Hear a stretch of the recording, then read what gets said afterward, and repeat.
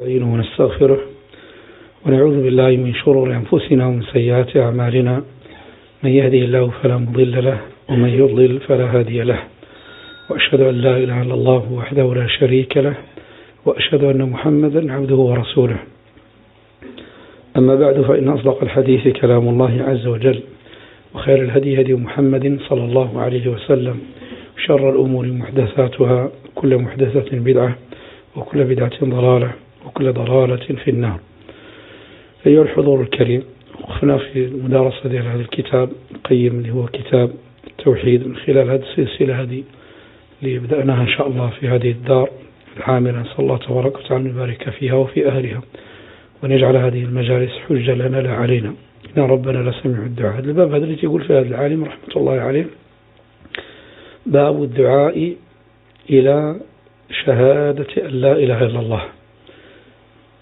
يعني هذا الباب مغيبين فيه طريقة النبي صلى الله عليه وسلم في الدعوة إلى الله عز وجل، وكذلك طريقة الأنبياء قبل النبي صلى الله عليه وسلم. الأنبياء باش بدأوا الدعوة ديالهم، أول شيء بدأوا به الدعوة ديالهم. فالأنبياء عليهم الصلاة والسلام بدأوا الدعوة ديالهم أول ما بدأوا في دعوة الناس إلى التوحيد، دعوة إلى عبادة الله عز وجل. اتفقت الكلمة ديالهم كلهم عليهم الصلاة والسلام على أن الدعوة إلى الله تبارك وتعالى الأساس ديالها هو الدعوة إلى التوحيد، الدعوة إلى عبادة الله تبارك وتعالى. يقول الله عز وجل: ولقد بعثنا في كل أمة رسولا أن يعبدوا الله واجتنبوا الطاغوت وما أرسلنا من قبلك من رسول لا يوحى إليه أنه لا إله إلا أنا فاعبدون. ويقول النبي صلى الله عليه وسلم: الأنبياء أبناء لعلات، دينهم واحد وشرائعهم شتى. شكون هما الأبناء ديال علات؟ هو الرجل اللي يكون عنده عدة زوجات ويكون عنده كل وحدة أبناء. هذوك الأبناء هم إخوة، اش كيجمعهم ذاك الأصل الواحد هو الأب، وإن اختلفت الأمهات ديالهم فكذلك الأنبياء عليهم الصلاة والسلام تجمعهم واحد الأصل واحد هو الدعاء إلى عبادة الله تبارك وتعالى. من كتختلف الشرائع من شرع إلى شرع، لكن الأصل الواحد اللي كانوا عليه هو الدعوة إلى عبادة الله تبارك وتعالى. والأجل هذا الأمر هذا رسل الله تبارك وتعالى الرسول. يقول الله عز وجل: رسلا مبشرين ومنذرين لئلا يكون للناس على الله حجة بعد الرسل. الرسول عليهم الصلاة والسلام جاءوا باش يبينوا مراد الله تبارك وتعالى. وهنا تيجي هذا العالم رحمه الله تعالى كيفاش الطريقة اللي خصنا نسلكوها في الدعوة إلى الله تبارك وتعالى. ومن الدقة ديالو في التصنيف رحمه الله تعالى لما كيجيب الترجمة كيعاود يعطف عليها بواحد الآية، وهذيك الآية اللي كيكون عندها الربط بينها وبين الترجمة كتعاود على المقصود، وكيكون هناك نوع من الترابط. وهذا هو العلم الحقيقي. ماشي العلم الحقيقي عند كثير من الناس هو كثرة المسائل وكثرة الكلام. هذا العلم الحقيقي هو اللي تيربطك بهذه الأصول، تيربطك بكتاب الله وتيربطك بسنة النبي صلى الله عليه وسلم. ولما كتأمل في الصنيع ديال هذا العالم رحمه الله تعالى الكتاب من الأول ديالو حتى التالي ديالو، كتلقى الكلام ديالو إلا مسائل. هذه المسائل اللي عنده هو استنبطها، فهمها. منين فهمها؟ فهمها من الأدلة من كتاب الله وسنة النبي صلى الله عليه وسلم، وتجيب لك الآثار عن الصحابة. وهذا هو أصل العلم. اللي بغى العلم وبغى يتفقه في دين الله عز وجل وبغى يفهم العلم على الحقيقة ديالو وبغى يعرف دعوة النبي صلى الله عليه وسلم على الحقيقة ديالها، أرخص يسلك هذه الطريقة. أولا يعتني بكتاب الله، والأمر الثاني يعتني بسنة النبي صلى الله عليه وسلم، والأمر الثالث يعتني بالأقوال ديال الصحابة رضي الله عنهم. فإذا اعتنى بهذه الأصول هذه راه يكون حصل العلم. هنا قال: وقول الله تبارك وتعالى: قل هذه سبيلي أدعو إلى الله. هذه السبيل ديالي، طريقة ديال النبي صلى الله عليه وسلم في الدعوة إلى الله تبارك وتعالى. ولا بأس أن نذكر هذه الآية هذه فين جاءت؟ جاءت في سورة يوسف، لما قص علينا الله تبارك وتعالى خبر ديال يوسف عليه الصلاة والسلام وما حصل له مع إخوته وإلى غير ذلك، وما وقع له من ابتلاء عليه الصلاة والسلام، وأنه دخل السجن. ولما دخل السجن وهو في السجن يدعو إلى الله تبارك وتعالى، يدعو إلى توحيد الله تبارك وتعالى. فليوفق الله تبارك وتعالى ويسلك هذا السبيل ديال الدعوة، ما تيهموش ذاك الظرف اللي هو فيه وذاك الابتلاء المحيط به. كأنه تعيش مع واحد الغاية هي أسمى من ذلك، وأنه في هذه الحياة الدنيا راه لابد ما دمنا في هذه الحياة الدنيا فنحن في السلك ديال الابتلاء. فاش قال لهذوك الناس اللي كانوا مع السجن: يا صاحبي السجن أرباب متفرقون خير من الله الواحد القهار. دعاهم إلى عبادة الله عز وجل وهو في السجن عليه الصلاة والسلام. هنا قال الله تبارك وتعالى بعد ذلك، هذه جاءت في آخر هذه السورة: قل هذه سبيلي أدعو إلى الله على بصيرة أنا ومن اتبعني. هذه السبيل ديال الأنبياء عليهم الصلاة والسلام، ماشي السبيل ديال الأنبياء اللي كيبغوا يبينوا لنا بعض الناس، بعض المهيجين وبعض أهل الفتن، أنه تيقول لك خصك دير الفوضى، خصك تغير الأوضاع، خصك تصلح الأوضاع وإلى غير ذلك. يعني وتجيبوها بواحد المصطلحات اللي باش تروج على الناس وباش تمشي على الناس، الظاهر ديالها فيها الرحمة لكن الباطن ديالها من قبلها العذاب. إذن هنا ولو كان خلل، ومع العلم أن ذاك الحكم اللي كان فيه يوسف عليه الصلاة والسلام كان حكم بغير ما أنزل الله، وكانت الدولة دولة كافرة، لكن باش بدأ هذا النبي الدعوة دياله؟ بدأ بالدعوة إلى التوحيد. قل هذه سبيلي أدعو إلى الله على بصيرة. اللي بغى يتبع السبيل ديال النبي صلى الله عليه وسلم، الطريقة ديال النبي عليه الصلاة والسلام، إلى بغى يدعي الناس يدعوهم أولا إلى توحيد الله تبارك وتعالى، ويبين لهم التوحيد. وهذا التوحيد اللي خصو يبين لهم واحد الدعوة تفصيلية ماشي دعوة إجمالية. بعض الناس الآن لما كيجي يدعو التوحيد تيبين التوحيد لكن ما عندوش ذاك البيان على الطريقة ديال أهل السنة والجماعة، تيدعي التوحيد بواحد الإجمال، فتيخرج مثلا الناس في المجلس ولا أنا ما فهمش، ما عرف شنو معنى دعوة التوحيد، ما فهمش شنو هو ذاك التوحيد اللي دعا عليه، ما فهمش شنو هو ذاك الشرك اللي حذروا منه.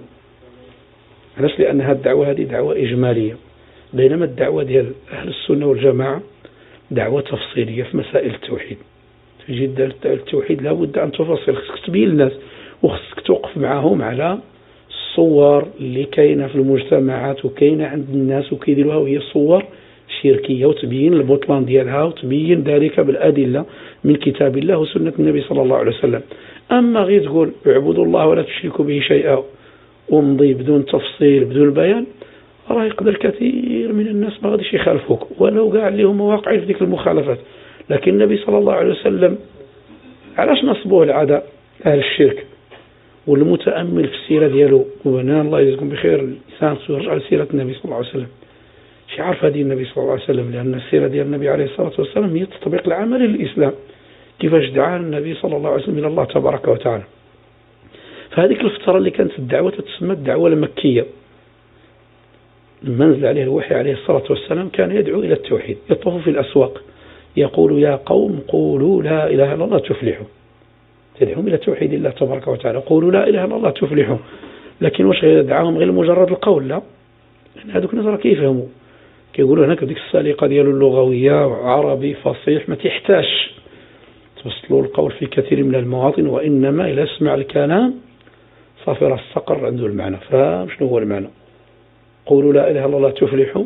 لا إله فكل شيء يعبد من دون الله، ما كان تعلق بشيء من غير الله عز وجل، لا نبي ولا ملك ولا ولي ولا حجر ولا جن ولا أي شيء، وإنما التوجه في العبادة يكون إلى الله تبارك وتعالى، وأن العبادة حق لله عز وجل. لكن هذا الناس هذول لما فهموا ذلك المعنى اللي دعاهم إليه النبي صلى الله عليه وسلم ما بغوش يقولوا هذه الكلمة، لأنهم تعرفوا المعنى ديالها وتعرفوا ما دلت عليه، وفهموا المقصود ديال النبي صلى الله عليه وسلم من دعوة التوحيد، عرفوا المقصود ديال النبي صلى الله عليه وسلم من دعوة التوحيد، فلذلك أبوا أن يقولوا. فهنا النبي صلى الله عليه وسلم بدأ الدعوة ديال التوحيد. هنا لما كنشوفوا مثلا هنا كاين دعوة للتوحيد، دخلوا بعض الصحابة رضي الله عنهم اللي دخلوا في الإسلام وكانوا يجتمعون مع النبي صلى الله عليه وسلم. هنا هاد المشركين اللي كانوا كيعيشوا معهم في ذاك المجتمع، مثلا في المجتمع ديال مكة، واش كانوا كيشوفوهم تيجتمعوا للصلاة؟ واش كانوا تيشوفوهم تيخرجوا مثلا لصلاة العيد؟ واش كانوا مثلا تيشوفوهم تيصوموا رمضان؟ واش كانوا مثلا تيشوفوهم تيأديوا مناسك ديال الحج ولا غير ذلك؟ مازال ما نزلش ديك الأحكام، لكن تيدوزوا بحال تيعرفوا بأنه راه مخالف ليه في المعتقد، راه تيخالفوا في المعتقد. لذلك كانت هي أشد السنين على الصحابة رضي الله عنهم في الدعوة إلى الله تبارك وتعالى هي ديك الفترة ديال مكة. علاش؟ لأن كان الخلاف فيها في المعتقد، ولأن كانت الدعوة ديال النبي صلى الله عليه وسلم دعوة تفصيلية.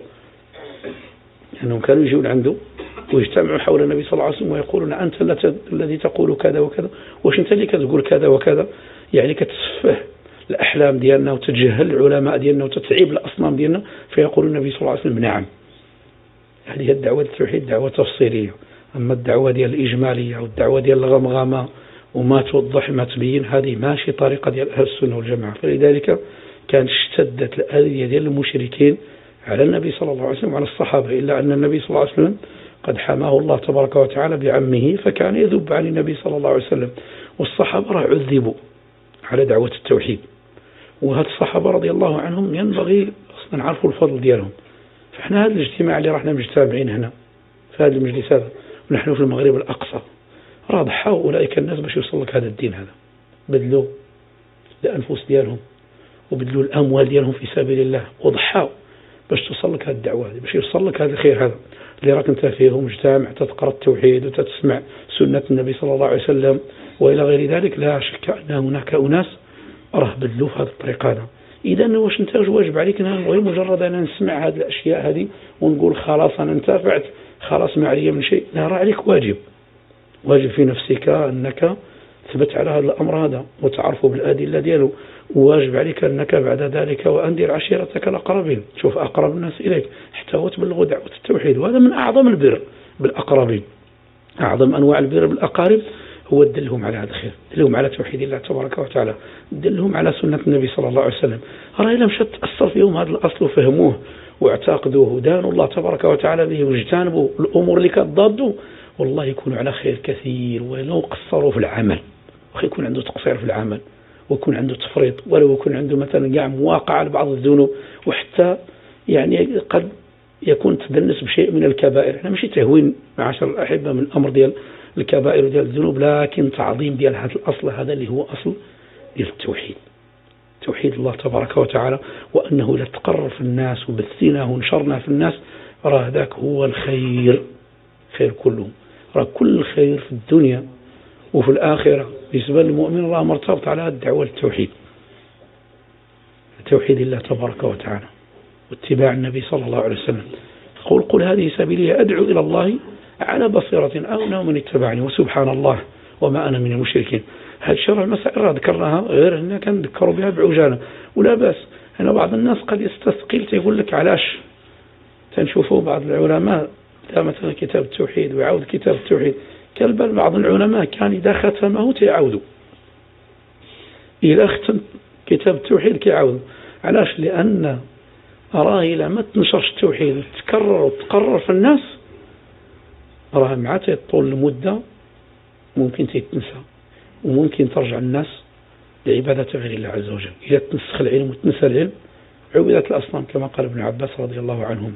وهنا واحد من العلماء رحمة الله عليه كان يدرس الطلبة دياله هذا الكتاب كتاب التوحيد، وشي واحد قال فوق إلى متى ندرس التوحيد فوقاش وحنا غير كنقراو التوحيد.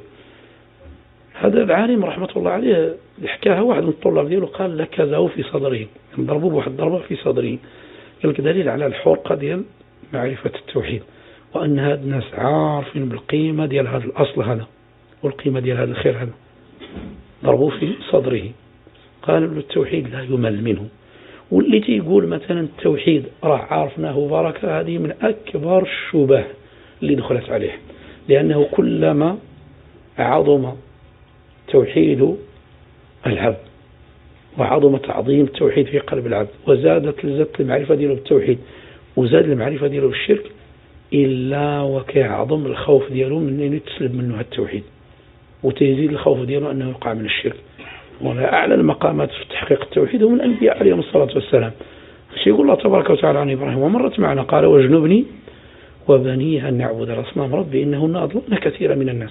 شكون هذا اللي قالها؟ قال إبراهيم عليه الصلاة والسلام لما دعا قال واجنبني وبني أن نعبد الأصنام، جنبني أنا والأبناء ديالي من عبادة الأصنام. وهذا من أشد الأشياء في البعد والتحذير عن الشرك. يعني إذا كانت عبادة الأصنام بجانب فاجعلني وأنا والأبناء ديالي بجانب آخر. وباش علّلها عليه الصلاة والسلام قال ربي إنهن أضللن كثيرا من الناس، كثير من الناس ضلوا. فهذا الأصل هذا ولبس عليهم أهل الباطل من دعاة الضلال وغير ذلك اللي ما اعتنوا لهمش بمسائل التوحيد، وإنما اعتنوا لهم ما يسمونه بالفقه ديال الواقع. خصك تعرف الواقع ديالك، وأنت عارف هذا الواقع، وخا تعرفوا خصك ترجع فيه الأهل العلم باش يعلموك كي دير تعالج هذا الواقع هذا، ماشي تصيفط ذاك الواقع وترسلوا الأنصاف المتعلمين والمهيجين هم اللي تقول لك هذا الواقع أنها كي دايرها كي نديروا نعالجوه، كي نديروا نفسدوه، هؤلاء يفسدون ولا يصلحون. والعلماء علماء السنة هم أفقه الناس بالواقع، لذلك كل ما كان الإنسان عنده أعلى مراتب فقه الواقع تنطلق ذاك الواقع يصلحه بالأصول دياله الشرعية، ما تيجيش بالحماس والتهييج، ما تيجي بالطرق دياله الشرعية. الإصلاح ما تيكون إلا على وفق سنة النبي صلى الله عليه وسلم. واللي بغى يصلح خصو يبعد أولا من سبيل المفسدين، وقال موسى لأخي هارون اخلفني في قومي وأصلح ولا تتبع سبيل المفسدين. أما اللي تسلك الطريقة ديال المفسدين من الجماعات الحزبية وإلى غير ذلك والمهيجين ومثير الفتنة والضرر إلى غير ذلك، هذا ما تيصلحش، راه يفسد ولا يصلح. فالصلاح كل الصلاح هو ما كان على ما جاء في كتاب الله واللي جاء في سنة النبي صلى الله عليه وسلم، وعلى الطريقة والمنهج اللي صار عليه أهل السنة والجماعة، بدأ من الصحابة رضي الله عنهم وأئمة الهدى اللي جاءوا من بعدهم وخذوا الطريق ديالهم. هذه هي الطريق ديال الإصلاح. وهنا تيقول الإمام ديالنا مالك رحمه الله تعالى لن يصلح آخر هذه الأمة إلا بما صلح به أولها. راه ما تصلح الآخر ديال هذه الأمة إلا داك الشيء اللي تصلح الأول ديالها. شنو هو الصلاح ديال هذه الأمة ديال؟ كان الصلاح ديالها في العزة ديالها في دينها، وكان الناس إلى شكل عليهم شيء تيرجعوا به العلماء، تيرجعوا لأهل العلم فيهم، وأمور ديال الدين وأمور ديال الشرع ماشي كل واحد كيتكلم فيها، كيتكلموا فيها أهل العلم. كاينين هناك عاود أصحاب الاختصاص في السياسة هم اللي كيتكلموا في السياسة لمن ولاهم الله تبارك وتعالى أمر البلاد والعباد، وكاين اللي كيتكلم في الفتوى المعروف هو العالم اللي كيتكلم في الفتوى، وكاينين أهل الاقتصاد، وكاين كل واحد في اختصاصه. الآن في هذه الأزمان هذه بغاو الناس يفرضوا علينا واحد الواقع اللي يسميه بواقع الإصلاح، هو التداخل في الاختصاصات. هو خصو يتكلم خصائص ولي الأمر اللي يختصوا بها، وهذا يتكلم في الفتوى وإلى غير ذلك، فلذلك حصل الفساد. فيقول مالك الإمام مالك رحمه الله تعالى أن يصلح آخر هذه الأمة إلا بما صلح به أولها. وهذه الأمة هذه صلاح الأول ديالها كان في توحيد الله تبارك وتعالى واتباع النبي صلى الله عليه وسلم، توحيد الله تبارك وتعالى واتباع النبي صلى الله عليه وسلم. هنا رحمه الله تعالى لما قال قل هذه سبيلي أدعو إلى الله على بصيرة ومن اتبعني، جاب هذه الآية هذه السبيل ديال النبي صلى الله عليه وسلم. هو يقول لك عاود السبيل ديال النبي صلى الله عليه وسلم زاد بينه بيانا واضحا بالحديث ديال ابن عباس. هو الحديث ديال ابن عباس أن النبي صلى الله عليه وسلم لما أرسل معاذا إلى اليمن، أرسل معاذ إلى اليمن، تكون معاذ بن جبل، راه ماشي يعني واحد من عامة الصحابة، نرى أرسل واحد من علماء الصحابة. معاذ بن جبل من علماء الصحابة، وجاء فيه في الفضل دياله رضي الله عنه أنه يوم القيامة هو رتيجي هو الذي يتقدم العلماء، يعني أن الناس اللي خصهم يكونوا في الدعوة إلى الله تبارك وتعالى والبيان والنصح والدعوة للإصلاح، ماشي عوام الناس أجي يخرج معنا 3 أيام فين غادي ندعو إلى الله تبارك وتعالى. هو العلم يقول لك لا غادي تحصلوا تما، لا غادي تحصل الجهل، ماشي هذا هو العلم، ماشي هذه طريقة النبي صلى الله عليه وسلم أبدا. تصوروش الناس وتسوقوا على الناس الوهم وتعطيهم الظلمات التي بعضها فوق بعض. هذاك اللي غادي يخرج قال بغا يدير الدعوة خصو يدير فيه هو الدعوة، خصو يتعلم. قال النبي صلى الله عليه وسلم إنما العلم بالتعلم، إذا ما تعلمش ما يصلحش يدير الدعوة. إذا تعلم وفقه وعارف كان مؤهل الدعوة أنا ذاك الله يوفقه الخير وزيد القدام ونعاونه. لكن باش نصدروا الجهال ونصدروا أنصاف المتعلمين ونزيدهم الدعوة باسم أنهم ينشروا الخير، لا تنتشر الخير، تنتشر الجهل. إن الجاهل راه ما عارفه فاقد الشيء لا يعطيه، يجلس يتعلم، وإذا تعلم بعد ذلك يدعو إلى الله تبارك وتعالى. النبي صلى الله عليه وسلم أرسل معاذ إلى اليمن، لما رسلوا إلى اليمن أنا راه بعد قرر النبي صلى الله عليه وسلم، هذا في آخر حياته عليه الصلاة والسلام، قيل بعثه في السنة 8 وقيل في السنة 9 للهجرة، أرسلوا إلى اليمن. ولما كترجع مثلا معاذ رضي الله عنه مع النبي صلى الله عليه وسلم في بعض المواقف كانت عنده مواقف بحل بمثابة ديال التهيئة لهذا الأمر هذا. فإما هو أنه كان يسأل النبي صلى الله عليه وسلم وكان عنده حرص رضي الله عنه، كان عنده حرص يحرص ما يفوت فرصة يلقى فيها أن نفارض بالنبي صلى الله عليه وسلم اللي يسأل. فإما أن النبي صلى الله عليه وسلم في بعض الأحاديث سأله ولا هو سأل النبي صلى الله عليه وسلم. مر معنا الحديث اللي قال له النبي صلى الله عليه وسلم قال كنت رديف النبي صلى الله عليه وسلم يوما على حمار يقال له عفير، كان ركب مع النبي صلى الله عليه وسلم، فقال يا معاذ أتدري ما حق الله على العباد وما حق العباد على الله؟ قلت الله ورسوله أعلم. قال حق الله على العباد أن يعبدوه ولا يشركوا به شيئا، وحق العباد على الله أن لا يعذب من لا يشرك به شيئا. قلت يا رسول الله فلا أبشر الناس؟ قال لا تبشرهم فيتكلوا. في رواية أخرى فأخبر بها معاذ عند موته تأثما.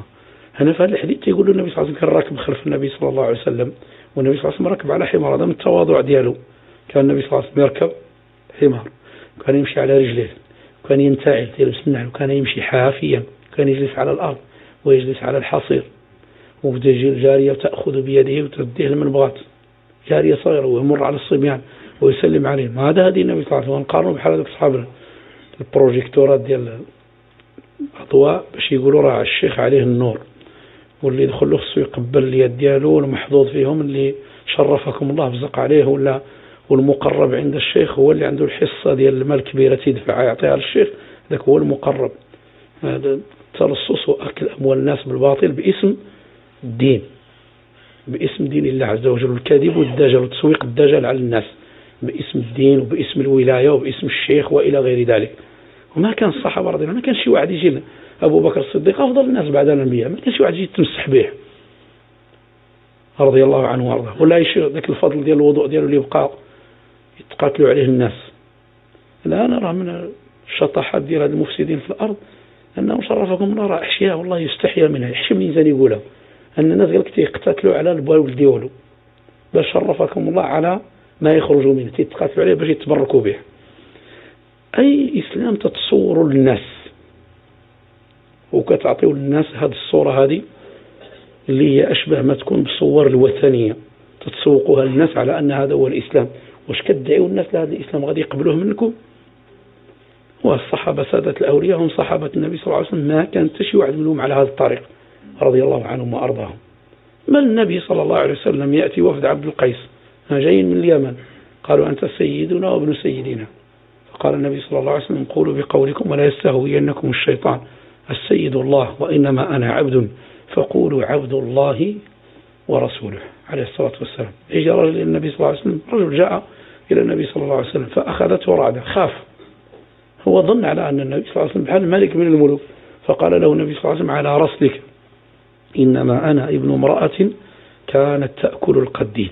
هذا النبي صلى الله عليه وسلم عليه الصلاة والسلام، وهو سيد ولد آدم، بل هو أفضل الخلق على الإطلاق عليه الصلاة والسلام.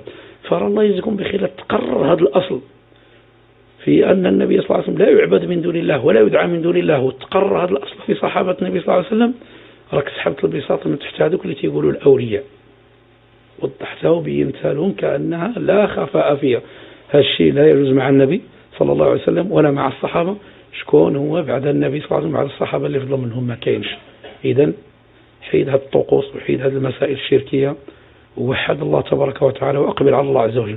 إذن هذا هو الحديث الأول، قال له أتدري ما حق الله على العباد؟ واش عارف شنو هو الحق ديال الله على العباد وما حق العباد على الله؟ هو عاود باش جاوب بالأدب خص المسلم يكون عليه، هذا الأدب مع العلم والأدب مع شرع الله تبارك وتعالى، فما خصوش يتجرأ على حرمات الله عز وجل.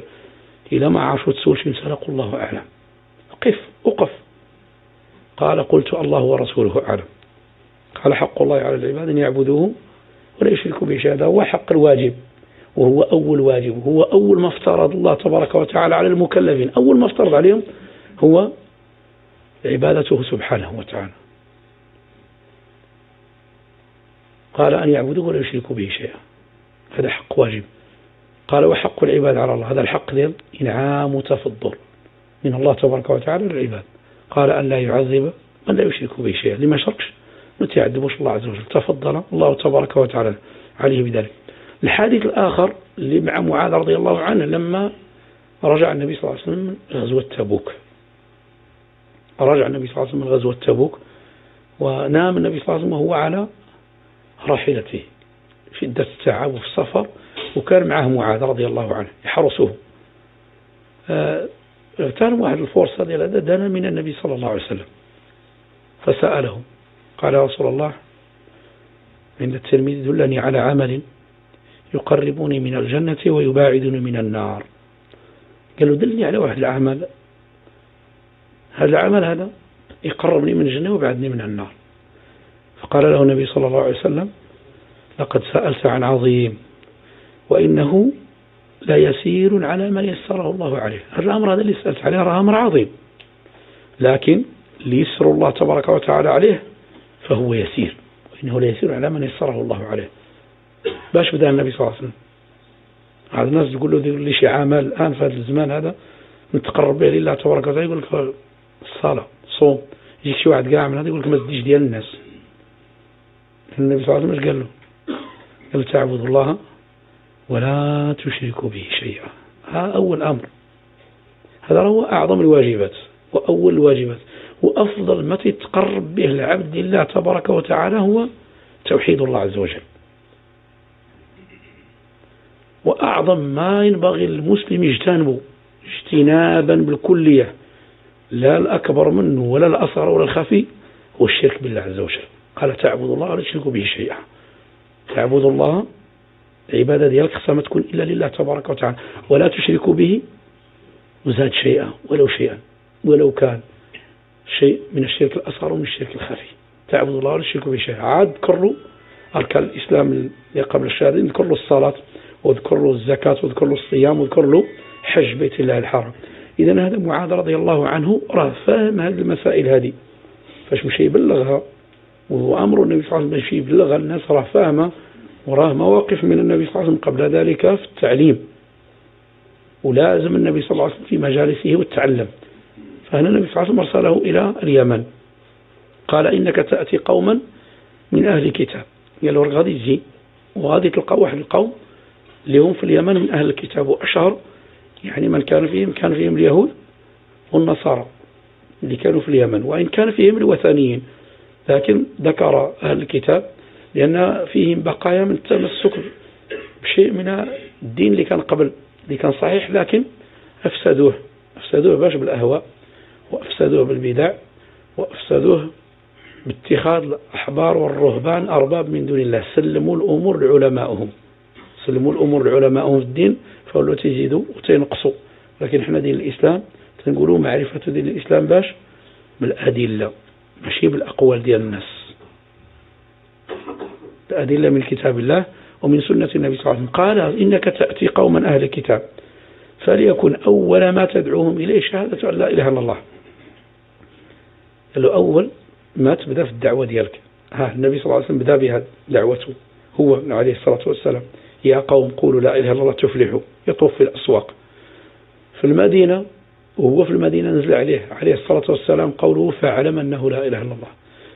3 أيام قبل ما يموت وهو يحذر من الشرك ويقول لعنة الله على اليهود والنصارى اتخذوا قبور أنبيائهم مساجد، يحذر ما صنعوا.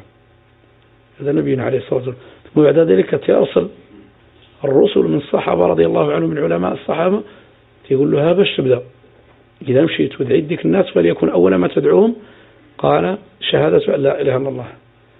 وهذوك واش ما كانوش يقولوا لا إله إلا الله، كانوا يقولوها، لكن بما أن هذا يقول لا إله إلا الله وجامع معها واحد الاعتقاد فاسد ما كتنفعوش، لأنه يدخل عليها الشرك تيفسدها، خير رددها 1000 مرة فاليوم ما تنفعوش. إن الصلاة بد فهذا لا إله إلا الله إلا قالها يعرف المعنى ديالها ويعمل بالمقتضى ديالها ويجتنب ما يضادها. هذا لا بغى ينتفع بلا إله إلا الله. فهناك يقولوا لا إله إلا الله، لكن في الطرف المقابل وقالت اليهود عزير بن الله وقالت النصارى المسيح ابن الله. إذا شيء ينفعهم هذا القول لا إله إلا الله؟ ما ينفعهم شيء. هم يعتقدوا في الله تبارك وتعالى أنه ثالث ثلاثة، اسمه الأقانيم الثلاثة، مر معنا هذا درس عباد المسيح. وكذلك اليهود قالوا عزير ابن الله، فإذا هم مشركون وهم كفار بنص كتاب الله وبنص حديث رسول الله صلى الله عليه وسلم وبنص أو بإجماع علماء الأمة. هذا الشنشنة اللي كنسمعها الآن إخواننا هذيك راه الدعوة ديال المنافقين غير بلا ما نتكلموا عليها. هم إلا كنهضروا على العلم من كتاب الله وسنة النبي صلى الله عليه وسلم والإجماع ديال العلماء اللي هما تسموا علماء ورجع عليهم، راه هذا الأمر هذه مفروغ منه بأن اليهود والنصارى كفار ليسوا بمسلمين وليسوا بإخوان لنا، مش إخوان لنا أبدا. كيف يكون أخ لنا من يزعم أن الله تبارك وتعالى ثلاثة والله والابن يقول الروح القدس؟ كيف من يزعم أن عزير ابن الله؟ هذا ماشي أخ ديالنا، ما يستحق الأخوة. الله تبارك وتعالى فإن تابوا من الشرك وأقاموا الصلاة وآتوا الزكاة فإخوانكم في الدين. ألم تر إلى الذين نافقوا يقولون لإخوانهم الذين كفروا من أهل الكتاب. سبحان الله، دائما المنافقين عندهم واحد العلاقة وطيدة باليهود والنصارى، هذيك المودة بينهم وديك المحبة، وشنو الغرض كلهم هو القضاء على الإسلام والمسلمين. فكان دائما عندهم مدسوسين في صف المسلمين التواطؤ والمراسلة بينهم للمشركين والمراسلة ديالهم لليهود والنصارى. كانت عندهم العلاقة وطيدة، دائما تشوف المنافق والنفاق عنده علاقة وطيدة باليهود والنصارى. ألم تر إلى الذين نافقوا يقولون لإخوانهم الذين كفروا من أهل الكتاب، إخوانهم الذين كفروا من أهل الكتاب هم اليهود والنصارى. والنبي صلى الله عليه وسلم يقول والله يقسم لا يسمع بي يهودي ولا نصراني، يسمعش بي يهودي ولا نصراني من هذه الأمة ثم لم يؤمن بالذي جئت به إلا أدخله الله النار. أكبر من ذلك النبي صلى الله عليه وسلم يرى في يد عمر بن الخطاب رضي الله عنه الصحف. الصحف قال ما هذه؟ قال صحف موسى. قال أمتهوكون أنتم يا عمر؟ والله لو كان موسى حيا ما وسعه إلا أن يتبعني. وعيسى عليه الصلاة والسلام لغد ينزل في آخر الزمان أردت يحكم شريعة النبي صلى الله عليه وسلم، يحكم بشريعة النبي صلى الله عليه وسلم. قال فليكن أول ما تدعوهم إليه شهادة أن لا إله إلا الله. وهنا لما جاء في هذا اللفظ هذه شهادة، وهذا اللفظ ديال شهادة فيه زيادة على قول، من الشهادة فيها واحد الشيء زائد على القول، لأن الشهادة المتأمل يرجع مثلا، وهذا يقوله المحققون من أهل العلم، اللي يرجع الأدلة من كتاب الله وسنة النبي صلى الله عليه وسلم وكي يلقى تيجي هذه المادة ديال شهيدة ولا الشهادة، راه متى تكون شهادة حتى كتجمع هذه الأمور الثلاث. أولا اعتقاد بالقلب، ثانيا ينطق باللسان، ثالثا إخبار الغير. هذا كتسمى شهادة، هذا كتسمى هذه شهادة، إلى شهادة أن لا إله إلا الله، وفي رواية إلى أن يوحدوا الله. هنا العلماء رحمهم الله تعالى لما كيوضع شي مسألة وكيقول وفي رواية وكيجيبها، حسن الله عليك، راه ماشي جابها يعني غير هكذاك، راه بغى يبين لك شي حاجة. هنا قال في رواية إلى أن يوحدوا الله، جاء في رواية أخرى إلى أن يعبدوا الله.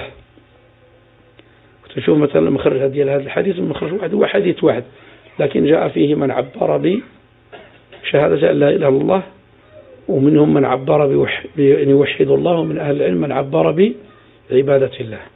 يقول لك على أن هذه الأمور هذه الثلاثة كانت عندهم بمعنى واحد، هذه الأمور الثلاثة كانت عندهم بمعنى واحد. متى تسمع شهادة أن لا إله إلا الله هي توحيد الله وهي عبادة الله، كانت عندهم بمعنى واحد. لهذا الحديث اللي هو مخرج، قال مخرج واحد إلى أن يوحدوا الله، فإنهم أطاعوك لذلك. هنا تكلموا اللي يتسميهم علماء الأصول، وللأسف الشديد ما كنسمعوا الأصول غير إلا بغينا عند بعض الناس إلا بغى يحارب شي سنة من سنن النبي صلى الله عليه وسلم، عاد كيبقى يدخل الناس في الأصول ونخدم الأصول. هنا مفهوم المخالفة اللي كيسميوه مفهوم المخالفة، فهم المخالفة هنا إلا ما طاعوكش لذلك وما جاوبوكش لذلك فما تنتقلش معهم من الخطوة الثانية، راه ما تنفعهمش. فإنهم أطاعوك لذلك، شنو هو لذلك؟ إلى وحدوا الله وعبدوا الله وشهدوا أن لا إله إلا الله وأن محمد رسول الله. عاد زيد معاهم الخطوة الثانية. بعض الناس ولا تيجي يقول لك دعي الناس لفضائل الأعمال، والتوحيد يقول لك لا، التوحيد كيفرق، يقول لك التوحيد كيفرق، وهذا عكس الأمر. فهذه لكانوا الناس ما كانوش على اعتقاد واحد، وخات كثر فيهم فضائل الأعمال، هذول ما مجموعينش، هذول مفرقين. الأصل هو اجتماع القلوب على عبادة الله عز وجل، على توحيد الله تبارك وتعالى. هرجعوا لهذا الاعتبار اللي يعتبروا هذا الناس هذه في دعوة التوحيد. نشوفوا قولهم مع هدي النبي صلى الله عليه وسلم، لأن ديما قلنا خصنا دائما نربطوا بهدي النبي صلى الله عليه وسلم. وإذا ربطنا بهدي النبي صلى الله عليه وسلم وعرفنا الطريقة اللي كان عليها النبي صلى الله عليه وسلم، تبين لنا البطلان ديال الأقوال ديال كثير من الجماعات الضالة المنحرفة اللي كتزعم على أنها تدعو إلى كتاب الله وإلى سنة النبي صلى الله عليه وسلم. حديث أبي واقد الليثي، هذا مر معنا، هذا أبو واقد الليثي رضي الله عنه مع الصحابة قال خرجنا مع النبي صلى الله عليه وسلم إلى حنين ونحن حدثاء عهد بكفر. لما فتح النبي صلى الله عليه وسلم مكة فتحها الله عليه، مشى لحنين، غزوة حنين. شحال كانوا معه؟ كانوا مع 10,000 اللي جايين من المدينة من الصحابة، هادو اللي كيتسموا الحدثاء 2000 واحد، هادو عاد سلموا. لما سلموا بغاو يخرجوا مع النبي صلى الله عليه وسلم أجر ديال إعلاء كلمة الله، فخرجوا. اش يقول هذا الصحابي رضي الله عنه؟ قال فمررنا وإحنا غاديين في الطريق على سدرة للمشركين، واحد السدرة ديال المشركين يقال لها ذات أنواط، يعني من التعليق يعلقوا عليها. هذه الشجرة هذه فيها اعتقاد، يعلقوا عليها الأسلحة ديالهم، وكيعلقوا على السيف، وكيعلقوا على غير ذلك. يعني تتربط مثلا هذه الشجرة هذه اللي كانت في الجاهلية، كاين أشجار الآن شناهم اللي ما كتزوجش ولا ما جاهش الزوج، تمشي شرفكم الله تهز الملابس ديالها الداخلية وتعلقها بهذيك الشجرة. فالخ الشجرة ما كتبانش بالملابس، عليها كثرة الزبانة أكثر من اللي على أعلى المستشفيات دقة في معالجة هذه الأمراض. علاش نرى الأزمة معاشر الأحبة؟ كاين أزمة في معرفة التوحيد، في إخراج الناس من الظلمات ديال هذا الشرك، وأن على الدعاة إلى الله تبارك وتعالى والله مهما بذلوا في بيان ديال هذا الأمر هذا راه غير كافي. لأن راه الشبهة ديال الشرك إلا مشات تتشربها الناس واستحكمت في القلوب ديالهم صعيب باش تخرج، طيب إلا أن يشاء الله. مر معنا نوح عليه الصلاة والسلام، شحال هو مع القوم ديالو؟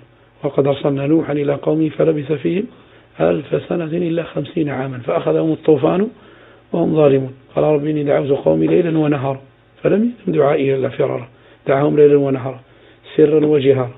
يوش كل آمن معه؟ قال الله تبارك وتعالى فما آمن معه إلا قليل، إلا قليل. من يأمنوا معه 900 ألف سنة إلا قليل، 1000 سنة إلا 950 عام ويدعوهم إلى التوحيد. فالأمن معه قليل، قلة من الناس.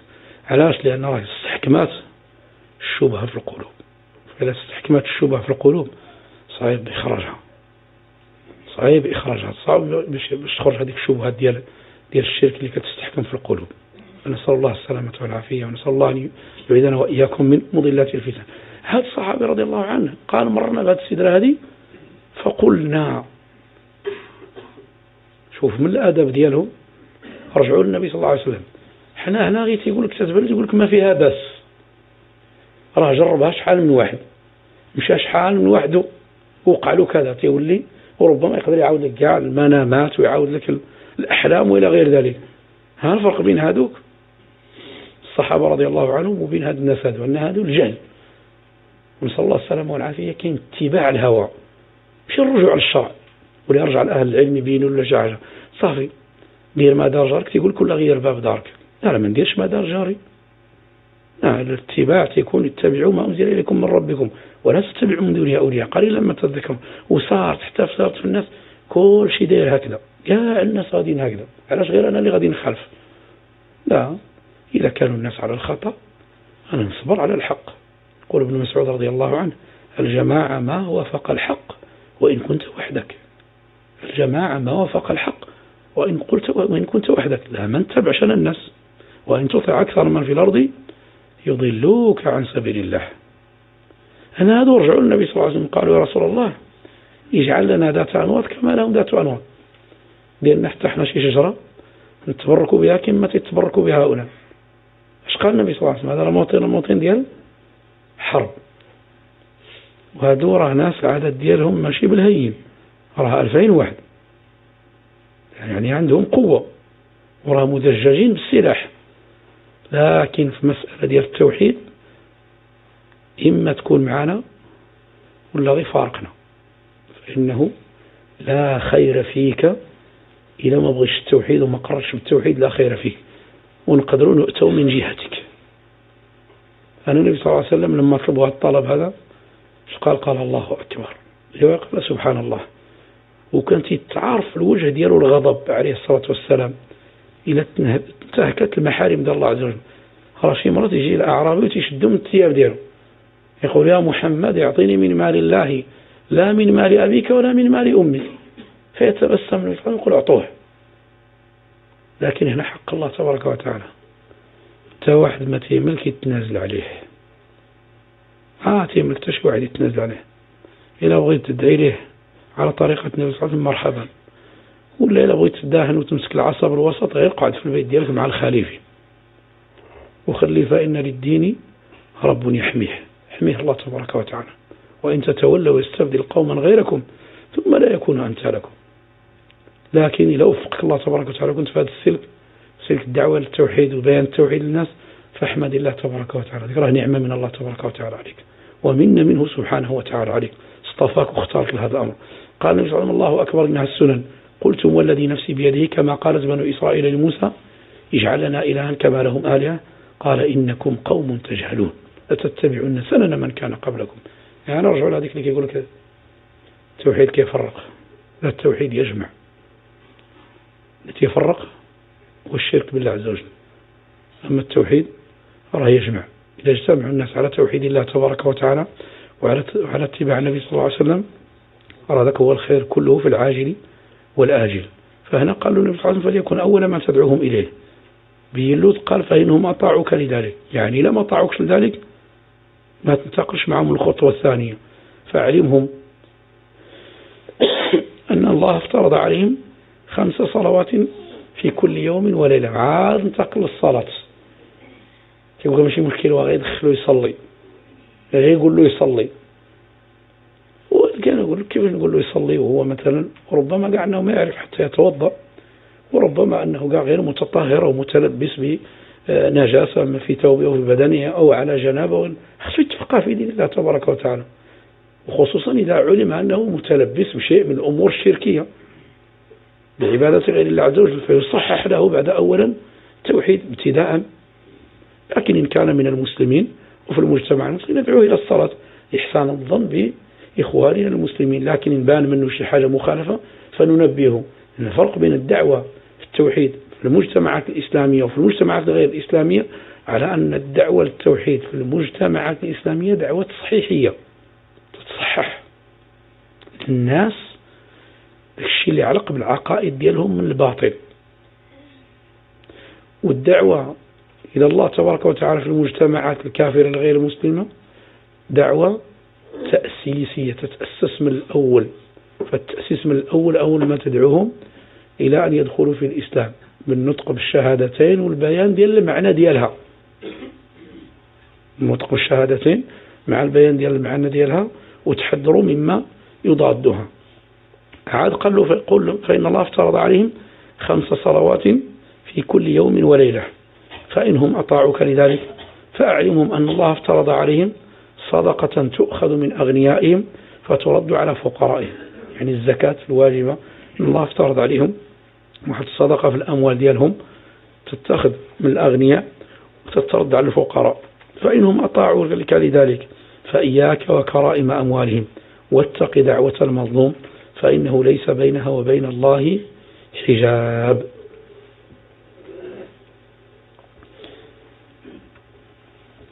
ثم قال ولهما، يعني البخاري ومسلم، عن سهل بن سعد رضي الله عنه أن رسول الله صلى الله عليه وسلم قال يوم خيبر، يوم فتح خيبر، خيبر هذه المعقل ديال المؤامرة على الإسلام والمسلمين في اجتماع اليهود لما كانوا يتنفوا ويجتمعوا في هذه الحصون ديالهم 8 حصون خيبر، وكانوا دائما في تواطؤ مع المشركين، مع قبائل غطفان ومع اليهود اللي كانوا في المدينة ومع المشركين اللي كانوا في مكة وغيرها، وهم اللي جمعوا الأحزاب وحزبوهم وجاءوا أكثر من 20,000 مقاتل وحاصروا مدينة النبي صلى الله عليه وسلم، حتى حفر النبي صلى الله عليه وسلم الخندق مش ما يدخلوش للمدينة.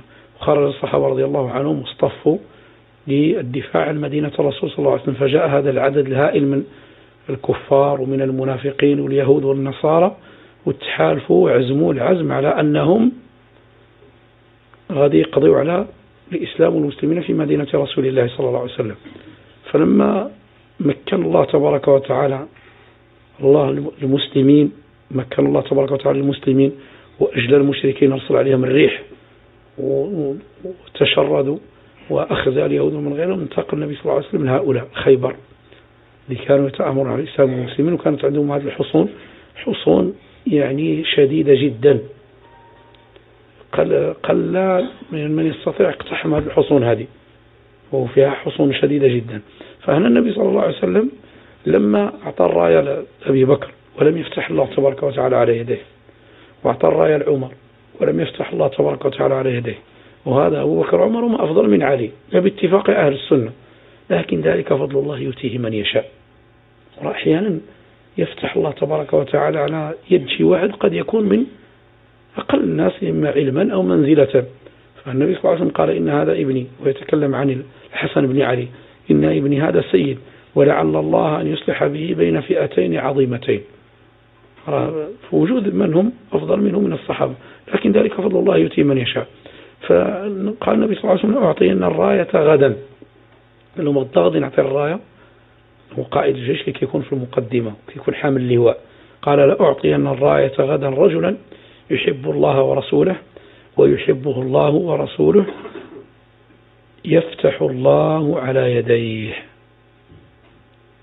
قال فبات الناس يدوكون ليلتهم أيهم يعطاها. علاش باتوا يدوكون؟ يعني يتمنون، كل واحد منهم يتمنى أنه ولد يعطى الراية، وحق لكل مسلم أن يتمنى ذلك لأجل هذه الشهادة من النبي صلى الله عليه وسلم بأن هذا اللي هز اللواء راه هو يحب الله ورسوله ويحبه الله ورسوله، لأجل هذه الشهادة العظيمة. والشأن كل الشأن في المحبة كما تقول أهل العلم أن تحب لا أن تحب، أن يحبك الله تبارك وتعالى لا أن تحب أنت، هذا هو الشأن، كل الشأن في المحبة. وهنا ثبتها النبي صلى الله عليه وسلم لعلي بن أبي طالب، ولا شك أن الله تبارك وتعالى نثبت له صفة المحبة على الوجه اللائق به. ويجي واحد يقول لك هذا وش تقولوا؟ لا نحرف الكلمة عن مواضيع، هذا قالها رسول الله صلى الله عليه وسلم، مش عارف يقولنا، هو أعلم الناس بالله عز وجل. وفي مجمع من الصحابة على اختلاف المدارك ديالهم، على اختلاف الأفهام ديالهم، كان يتكلم النبي صلى الله عليه وسلم بهذه الأحاديث اللي فيها إثبات الصفات والأسماء لله تبارك وتعالى، نتكلم بها ونقولها وندعوها في الناس ونمشي على ما مشى عليه رسول الله صلى الله عليه وسلم. قال فلما أصبحوا غدوا على رسول الله، يعني جاءوا في الصباح الباكر إلى رسول الله صلى الله عليه وسلم، كلهم يرجو أن يعطاها، كل واحد كيتمنى أنه هو اللي تعطى الرأي في ذلك اليوم. هذه البشارة العظيمة من النبي صلى الله عليه وسلم. عمر رضي الله عنه قال والله ما تمنيت الإمارة إلا في ذلك اليوم. يعني شوف التربية اللي كانوا عليها الصحابة رضي الله عنهم، شهدوا ذلك الحرص على الإمارة وعلى الرئاسة، فوقاش تمنى الإمارة رضي الله عنه في هذا الموطن هذا اللي فيه هذه الشهادة من النبي صلى الله عليه وسلم.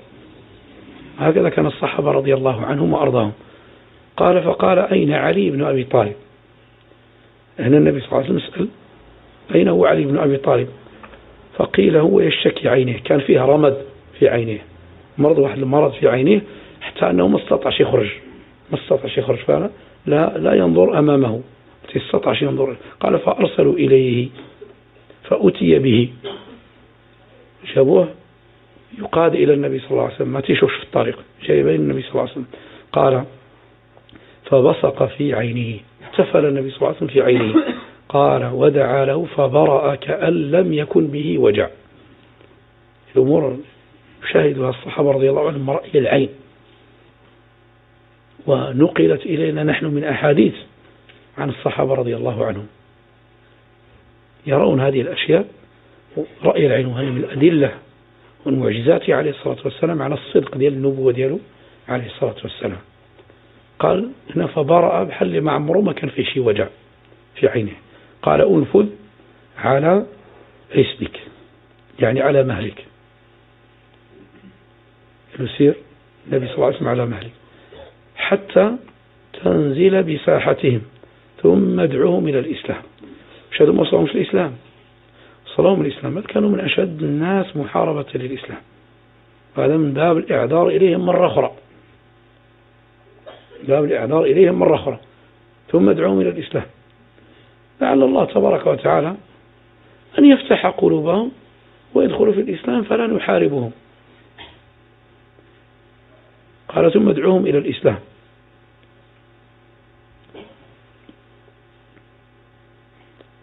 وأخبرهم بما يجب عليهم من حق الله تعالى فيه.